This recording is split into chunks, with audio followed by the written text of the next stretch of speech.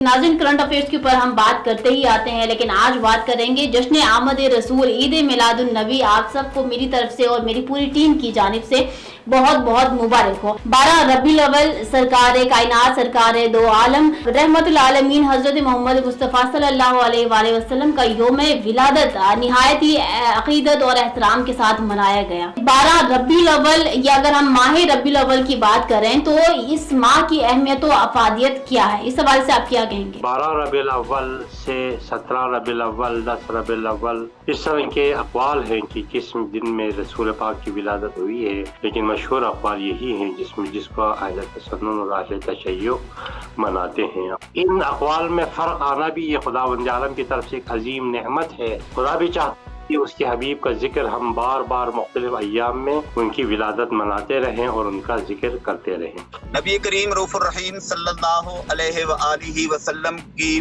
तख्लीक और बेअसत का जो मकसद अजीम है वो है आका करीम सल्लल्लाहु अलैहि वसल्लम के उस्वा-ए हसना पर अमल करना।